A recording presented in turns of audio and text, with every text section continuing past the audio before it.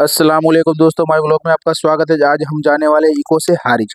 एक फेसबुक पे कस्टमर का कॉल आया था कि हमें डी फ्रिज को चेक करवाना है, डी फ्रिज में फायर हो रहा है। तो देखिए इको में बैठ के हम हारिज आ चुके थे, कूलिंग नहीं कर रहा और रिले की तरफ फायर हो रहा है। क्या प्रॉब्लम है हमें पता नहीं, जाएंगे अब जाके चेक करेंगे। तो देखिए वो भाई हमें बाइक पे ले के उनकी जा रहा है उनकी शॉप पे, वहाँ के जाके हम चेक करेंगे कि प्रॉब्लम क्या है। अगर आप भी हमारी ब्लॉग में नए, प्लीज़ हमारे ब्लॉग को पूरा देखिए। अगर अभी तक आपने चैनल को सब्सक्राइब नहीं किया तो चैनल को भी सब्सक्राइब कर दीजिए। ये देखिए अमन पार्लर में हम आ चुके थे। ये है डी फ्रिज, बहुत ओल्ड मॉडल का डी फ्रिज है, 415 केसी कंप्रेसर लगा हुआ है उसमें। देखिए हम चालू करके चेक करेंगे प्रॉब्लम क्या है। कस्टमर का कहना है कूलिंग नहीं आ रहा और फायर हो रहा है। देखिए हमने फ्रिज को ऑन किया, आपने देखा होगा कि यहाँ पे रिले की तरफ फायर हुआ था। तो ये क्या प्रॉब्लम, रिले की तरफ ऑयल की तरफ फायर हुआ। तो हम फ्रिज को बंद कराएंगे और उसको चेक करेंगे कि प्रॉब्लम क्या है। तो आपने देखा प्रॉब्लम क्या था, जैसे ही हमने चालू किया तो वहाँ पे फायर हो रहा था। तो सबसे पहले हम स्क्रू ड्राइवर की मदद से क्या करेंगे, रिले को बाहर निकालेंगे और ऑयल पी को बाहर निकाल देखेंगे क्या प्रॉब्लम है। ये देखिए ऑयल पी का जो टर्मिनल था वो पूरा जल चुका था और रिले का टर्मिनल था वो भी पूरा जल चुका था। यानी रिले और ऑयल पी की प्रॉब्लम थी, इससे क्या हो रहा था, फायर हो रहा था। तो अब हम क्या करेंगे, दोनों चीज़ को नहीं डाल देंगे। ये केसी 415 का जो कॉम्प्रेसर है, इसमें दो कैपेसिटर लगे हुए हैं, एक 10 का कैपेसिटर और एक 40-60 का कैपेसिटर। यहाँ पे जो रिले हैं 41-41 जो हमारे रिले है और ऑयल पी है, दोनों को हम क्या करेंगे, चेंज करेंगे और चालू करके ना कस्टमर को रिजल्ट। ये देखिए हमने रिले को ओपन कर दिया है। अब हम क्या करेंगे, नई रिले को इंस्टॉल करेंगे। देखिए 10 का कैपेसिटर हमारा है रनिंग और 40-60 का जो हमारा स्टार्टिंग कैपेसिटर, दोनों कैपेसिटर को हमें क्या करना है, ये देखिए जैसे जो कनेक्शन किया हुआ था ऐसे हमने क्या कर दिया, कनेक्शन को ओपन कर दिया है। तो हम क्या करेंगे, नई रिले को इंस्टॉल कर दिया है। तो ऐसे क्या करनी है, आपको डायरेक्ट कॉपी लगा देंगे ऑयल पी को भी जहाँ पे केबल लगा हुआ था, और दोनों कैपेसिटर का दोनों कनेक्शन हमें कर देना है। ये देखिए हमने कम्प्लीटली कर दिया है। उसके बाद हम क्लैम्प मीटर लगा कर क्या करेंगे, स्विच को ऑन करेंगे और चेक करेंगे कि फायर हो रहा है कि नहीं हो रहा। तो देखिए हमने क्लैम्प मीटर फेज में लगा दिया था। उसके बाद फ्रिज को हमने ऑन किया, ये देखिए फैन भी घूमने लगा और 2.5 एम्पियर ले रहा है। यानी कंप्रेसर हमारा कम्प्लीटली चालू हो चुका था और हीट भी आ रही थी। यहाँ पे फायर भी नहीं हो रहा था, यानी जो टर्मिनल जो रिले का था वो फायर हो चुका था, ऑयल पी का था, जो केबल था वो भी फायर हो चुका था। इसके लिए क्या हो रहा था, स्पार्क हो रहा था और कूलिंग कंप्रेसर स्टार्ट होके ना बंद हो जा रहा था। देखिए ये जो केबल था हमारा, तो ये क्या फ्रिज हमारा चालू हो चुका था और कूलिंग भी आना शुरू हो चुका था। देखिए अभी हम यहाँ एम्पीयर भी देख सकते हो, यानी फैन भी कम्प्लीटली घूम रहा है और फिर चालू हो चुका था। कस्टमर भी हैप्पी हो चुका था। ये अंदर हमने अंदर की तरफ देखा कूलिंग को, बहुत ओल्ड मॉडल का होने की वजह से क्या है, कंडीशन बहुत वीक है लेकिन कूलिंग कंप्लीट कर रहा है। तो ऐसे क्या हमने कस्टमर को रिजल्ट दिखा दिया और पेमेंट लेके हम रिटर्न हो चुके थे, हमें जाना था उसके बाद पाटन। तो यहाँ देखिए हारिस से हमने क्या, इको में बैठ के हम जाएंगे पाटन। वहाँ पे एक कस्टमर का कॉल था कि हमें एसी में कूलिंग नहीं कर रहा, प्रॉब्लम क्या हमें पता नहीं है। देखिए इको में बैठ के हम पाटन के हाईवे आ चुके हैं, वहाँ जाके हम चेक करेंगे प्रॉब्लम क्या है। तो सबसे पहले हम ये बगवाड़ा आ चुके हैं, नमाज का टाइम हो चुका था। सबसे पहले हमें नमाज पढ़ेंगे, नमाज पढ़ने के बाद हम क्या जाएंगे, जहाँ पे हमें शॉप में एसी को चेक करना है। कस्टमर का कॉल आया था, सैमसंग कंपनी का एसी है, इसमें कूलिंग नहीं कर रहा। देखिए हम ऑटो से, वहाँ से मस्जिद से हम ऑटो से कस्टमर के आउटलेट पे जा रहे हैं। तो ये देखिए जो हमारे विजय सिनेमा है उसके एग्जैक्ट नीचे ही हमारा वाड़ीलाल का जो पार्लर है, वहाँ पे सैमसंग का एसी लगाया हुआ है। ये देखिए जो वाड़ीलाल के अभी बोर्ड लगे हुए हैं, जलाराम एजेंसी, यहाँ पे सैमसंग का एसी है 1.5 टन का, नॉन इन्वर्टर, इसमें कूलिंग नहीं हो रहा। सबसे पहले हमने सैमसंग के एसी को ऑन किया, ऑन करके हमने 3 मिनट वेट किया और कूलिंग चेक करने के लिए। यहाँ पे हमने जब स्टिकर को चेक किया तो R22 उसका गैस है और हमने, कस्टमर का कहना है आउटडोर तो स्टार्ट हो रहा है लेकिन कूलिंग बिल्कुल नहीं करा। 3 मिनट हमने वेट किया। जब हमने सक्शन वाल पे देखा तो वहाँ पे ऑयल आया हुआ था, हमने क्लैम्प मीटर भी लगा दिया था।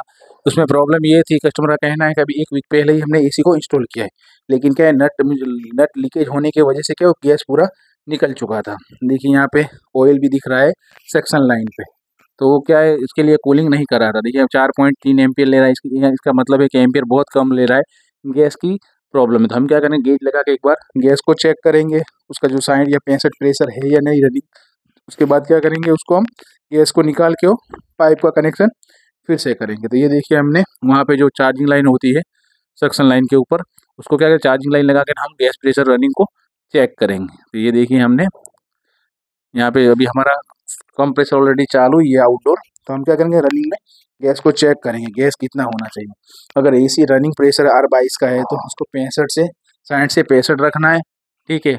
अगर बंद पोजीशन में है तो 250 के आसपास उसका आएगा। ये देखिए 0 अभी प्रेशर दिखा रहा है, इससे क्या कूलिंग हमारा आएगा नहीं। इसके बाद हमने एसी को बंद करवा दिया था और हम क्या करेंगे, जितना भी गैस है पूरा गैस क्या करेंगे बाहर की तरफ निकाल देंगे और टेप रोल जो होती है, टेफ्लॉन टेप लगा के हम क्या करेंगे, उसको टाइट करेंगे। ये देखिए हम थोड़ी देर चालू रखा तो पतली लाइन पे आइस भी आ चुका है। अगर पतली लाइन पे आइस आ रहा है इसका मतलब ये है कि सिस्टम में लीकेज है। ये देखिए स्टैंडिंग प्रेशर 100 दिख रहा है। तो अब हम क्या करेंगे, सिस्टम में जितना भी गैस है वो पूरा निकाल देंगे। उसके बाद हम क्या कर देंगे, उसकी जो सक्शन लाइन है उसको भी खोल देंगे और फिर से टेफ्लॉन लगा के ना उसको स्क्रू ड्राइवर स्क्रू स्पैनर से फिर से फिट कर देंगे। तो क्या लीकेज की प्रॉब्लम सॉल्व हो जाएगी। और उसके बाद हम लीकेज भी चेक करेंगे। अगर आपको लीकेज नहीं मिला तो आपको क्या करना है, कंप्रेसर से प्रेशर प्रेशर भरना है। लेकिन हमने क्या है, समझिए कि यहाँ पे हमने लीकेज दिख चुका था, क्योंकि यहाँ पे ऑलरेडी ऑयल आ चुका है। पतली लाइन पे ऑयल नहीं है, जाडी लाइन पे ज़्यादा ऑयल है, यानी वाइब्रेशन होने की वजह से क्या हो चुका है, नट में लीकेज है। तो लीकेज हमें मिल चुका, तो हम क्या करेंगे, ब्लॉक बड़ा ना हो जाए इसके लिए हम क्या करेंगे, वैक्यूम में वो चीज़ आपको नहीं दिखाएंगे, डायरेक्ट इसका सॉल्यूशन कराएंगे। देखिए हमने ओपन कर दिए और उसके बाद हमने जैसे मैंने आपको बताया टेफ्लॉन की टेप जो होती है उससे क्या होता है, ये हमारा जो जॉइंट है वो ढीला नहीं रहेगा। इसलिए हमको क्या करना है, उसको वो दोनों तरफ लिपेट देना है। देखिए हमने वाल के ऊपर भी लिपेट दिया है, उसके बाद हमने पाइप को भी लिपेट देना है। ये दोनों लिपेट देंगे, उसके बाद हम क्या करेंगे, स्क्रू स्पैनर से टाइट कर देंगे। तो हमारा उसके बाद लीकेज भी, हमें गैस चार्ज करके लीकेज भी चेक करना है। ऐसे लीकेज चेक करोगे तो आपको भी पता लग जाएगा। देखिए हमने कंप्लीटली टेफ्लॉन लगा दी है। उसके बाद टेफ्लॉन टेप हमें लगानी है हमारी जो पाइप पे, क्योंकि वहाँ नट की तरफ भी हमें लगाना है।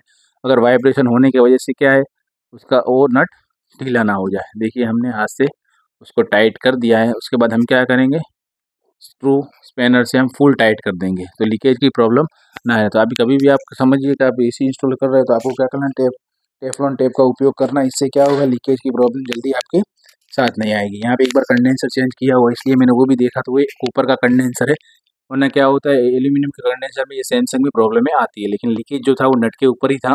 उसके बाद हमने क्या किया, R22 का गैस का टिन जो सिलेंडर होता है वो ले लिया और वाल भी साथ में ले लिया है। अब हम क्या करेंगे, वैक्यूम करेंगे। वैक्यूम करके एक सिस्टम में क्या करते हैं, गैस डाल देंगे। हमारा ये टाइट हो चुका है, थोड़ा गैस डालेंगे। ये देखिए हमने टिन को, वाल को ओपन कर दिया है और गेज को भी ओपन कर दिया। आप देख सकते होंगे गैस जाना हमारा स्टार्ट हो चुका है। वैक्यूम आपको दिखाया नहीं क्योंकि व्लॉग हमारा बड़ा हो जाएगा। इसके बाद हमें जितना भी लीकेज, जो नट जितनी भी थी हमने क्या कर दिया, बारीकी से उसको चेक कर दिया। क्योंकि अब नॉर्मल हमें गैस डाला है, अगर लीकेज होगा तो हमारा गैस खराब ना हो, थोड़ा स्टरिंग कर देंगे। उसके बाद क्या करेंगे, हम फिर से गैस डालेंगे। तो देखिए हमने 60 से 70 प्रेस से हमारा स्टैंडिंग डाल दिया है, तो हमें लीकेज मिल जाए। लेकिन देखिए यहाँ पे अब हम क्या करेंगे, सिस्टम को ऑन करेंगे। अभी हमारा जो एसी अभी बंद है, तो इंडोर में जाके क्या करेंगे, एसी को ऑन करेंगे और रनिंग होगा तब क्या होगा, गैस पूरा खींच लेगा सिस्टम में। तो ऐसे क्या कर सकते हैं, हम चेक कर सकते हैं। और आपको रिजल्ट भी दिखाऊंगा। कस्टमर भी हैप्पी हो चुका था कि रिजल्ट हमें मिल चुका है, वरना 1 वीक पहले ही हमने क्या किया था, एसी का इंस्टॉल किया था। लेकिन थोड़ी टेक्नीशियन से प्रॉब्लम होने की वजह से क्या होगा, लीकेज हो चुका था गैस। देखिए अभी अभी थोड़ी देर में क्या होगा, कंप्रेसर स्टार्ट हो जाएगा। क्योंकि देखिए हमने एसी अंदर का ऑन कर दिया है, स्टैंडिंग प्रेशर डाल के। 3 मिनट हमें क्या करना होगा, वेट करना होगा।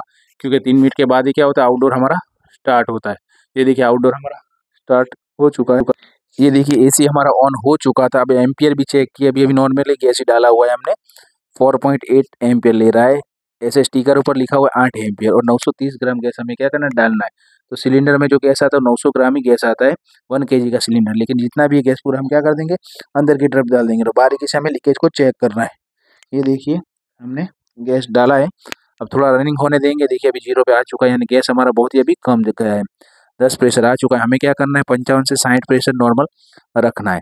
तो क्या हमें रिजल्ट मिल जाएगा। देखिए हमारा गैस अभी जा रहा है, फिर से हमने गैस डालना शुरू कर दिया। उसके बाद फिर से हम लीकेज चेक करेंगे। ऐसे क्या करना है, आपको 5-10 मिनट के लिए चालू ही रखना है, डालना है गैस, वाल को बंद करना है, डालना है, कम करना है। यानी ऐसे धीमे धीमे आपको क्या करना है, गैस अंदर की तरफ डालना है। ये पतली लाइन पे देखिए पहले बर्फ हो रहा था, अभी बर्फ नहीं हो रहा है, यानी गैस हमारा कंप्लीटली सर्कुलेशन होना स्टार्ट हो चुका है। तो आप क्या कर सकते हैं, ऐसे गैस चार्ज कर सकते हो। अगर नॉर्मल नट में लीकेज है, स्क्रीन में लीकेज है, लेकिन आपको कभी भी आप गैस चार्ज करते हो वैक्यूम करना नहीं भूलना। ये देखिए हीट भी आ रही है, हम हीट चेक कर रहे हैं।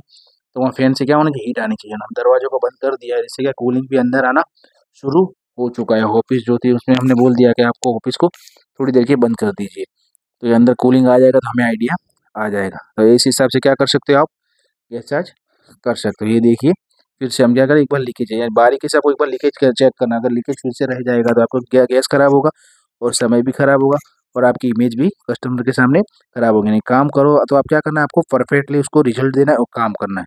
देखिए हमारा काम हो चुका था, कस्टमर भी हमारा हैप्पी हो चुका था, हमें उसने पेमेंट भी दे दिया था और हमने स्पेशल रातनपुर से हमें पाटन बुलाया था काम करने के लिए। देखिए कूलिंग आना शुरू हो चुका था। हमारा व्लॉग आपको कैसा लगा प्लीज़ कमेंट करके जरूर बताएं।